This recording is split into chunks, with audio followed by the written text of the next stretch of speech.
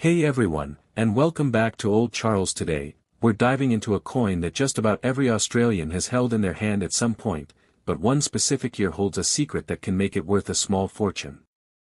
We're talking about the humble 10-cent piece, and specifically, the 1972 Australian 10-cent coin. Now, at first glance, this looks pretty normal, right? But what if I told you that one of these, in the right condition, could be worth not 10 cents, not $10, but over $15,000? That's right.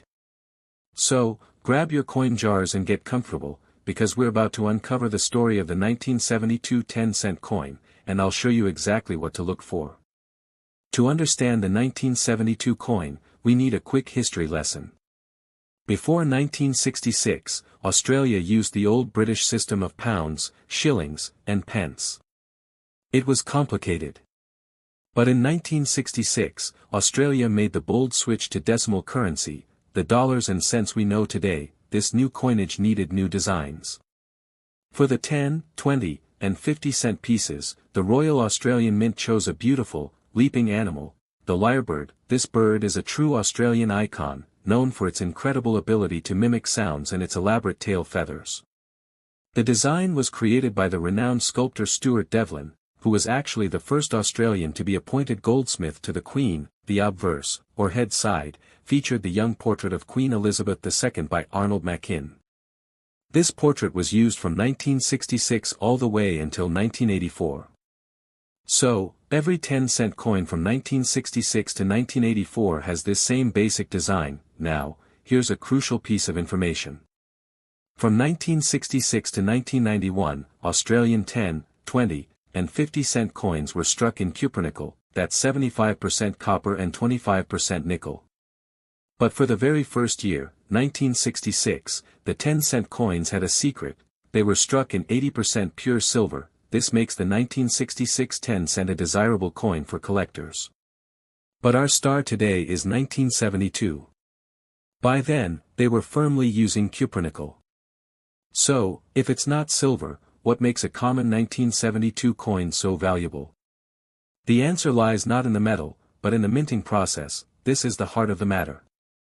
For the 1972 10-cent coin, there are two distinct varieties, and one of them is incredibly rare. Meet the large date and the small date.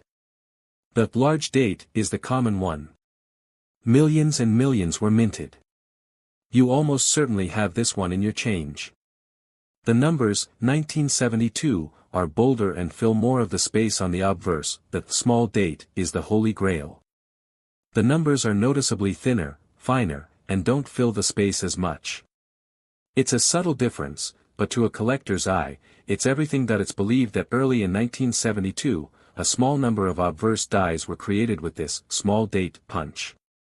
It was likely a trial or an error that was quickly noticed and corrected. The Mint switched to the standard large date punch for the rest of the year's massive production run. This means on. Quite thick and has a very pronounced, flat serif, that's the little foot, at the bottom. It looks stout. On the small date, the 1 is much thinner and more elegant. The serif is smaller and less pronounced. This is a big one. Look at the top circle of the T9. On the large date, it's quite round, almost like a perfect circle. On the small date, the top of the T9 is more oval or egg-shaped. It's visibly flatter on the top and bottom. Finally, examine the 2. On the large date, the loop of the 2 is quite closed. On the small date, the loop is more open, creating a larger, more obvious gap. If your 1972 coin has that thin 1, the oval-shaped 9, and the open loop 2, you might be holding a small fortune. If you have a circulated one, it's worth about 10 cents. Maybe 50 cents to $1 as a pocket piece. In brilliant uncirculated (BU) condition, straight from a mint set, you might get $5 to $15. It's a nice coin, but not a retirement fund. This is where it gets crazy. Because of its extreme rarity, its value is almost entirely dependent on its condition. A circulated example, even if it's a bit worn, is incredibly rare to find. A coin in fine to extra fine condition can still be worth $1,000 to $3,000. A coin in uncirculated condition, with its original mint luster and no wear, can be worth $5,000 to $10,000, and the absolute best of the best, graded by a service like PCGS or NGC as MS-65 or higher, well, these have sold at auction $4,15,000 to over $20,000. The reason is simple supply and demand. Perhaps only a few thousand were ever minted, and most of those entered circulation and were worn down. Finding one in pristine condition is the dream for every Australian decimal coin collector. Before you run to the garage and start sifting through every 10-cent coin you have, remember this: do not clean the coin. Cleaning a coin, even with soap and water, can permanently damage its surface and reduce its value to zero in the eyes of a collector. If you think you found one, here's your action plan. 1. Get a magnifying glass. Carefully compare your coin to the points we discussed. Point 2. Compare online. Look up verified images from reputable sources or grading companies. Point 3. Join a community. Take a clear, sharp photo of the date and post it on a reputable coin forum. The community is usually very helpful. Point 4. Get it certified. If you are genuinely convinced you have a small date, especially in good condition, the best step is to submit it to a professional grading service like PCGS or NGC. Their certification and tamper-proof holder will authenticate it and guarantee its grade, making it easy to sell and maximizing its value. So, the 1972 10-cent coin is a perfect example of how a seemingly ordinary piece of change can hide an extraordinary story.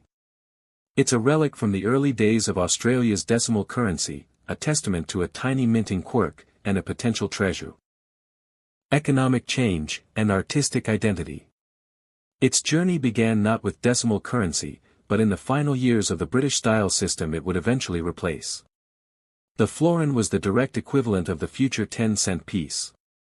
When Australia decimalised in 1966, 2 shillings became 20 cents. However, the size, metal, and role of the florin as a mid-value circulating coin were directly inherited by the 10-cent coin. For decades, Australia used a currency system based on the British model, 12 pence to a shilling, 20 shillings to a pound.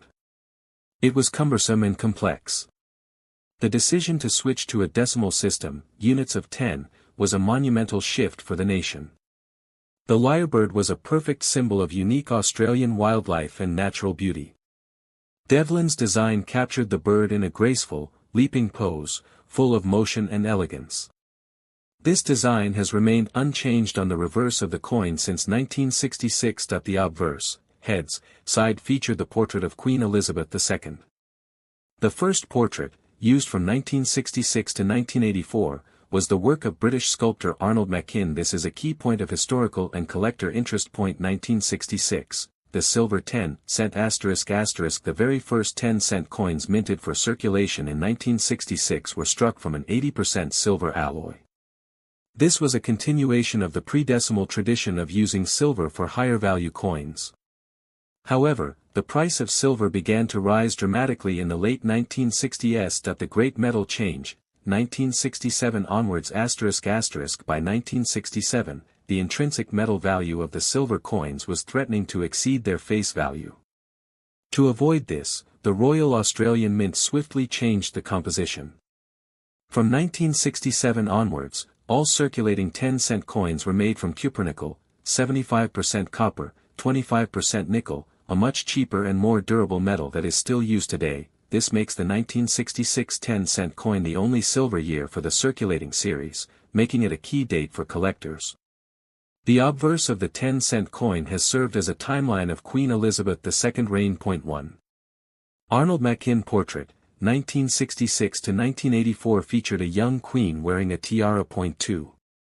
Raphael Maclauff portrait, 1985 to 1998, depicted a more mature queen wearing the George IV state diadem. The inscription changed from **** Elizabeth II** to **** Elizabeth II Australia 3. Ian Rank Broadley portrait, 1999 to 2019, a more detailed and realistic portrait, with a stronger emphasis on the monarch's age and character. The inscription reverted to **Elizabeth II** as ***Australia**, was moved to the reverse side. Point 4. Jody Clark Portrait, 2019–2022. The final portrait used during Queen Elizabeth II's reign, introduced to Australian coinage in 2019. Following the death of Queen Elizabeth II in 2022, the Royal Australian Mint began the process of transitioning all coinage to feature the effigy of King Charles III. The new portrait, designed by the Royal Mint, was released into circulation in 2023. The 1972 small date variety **********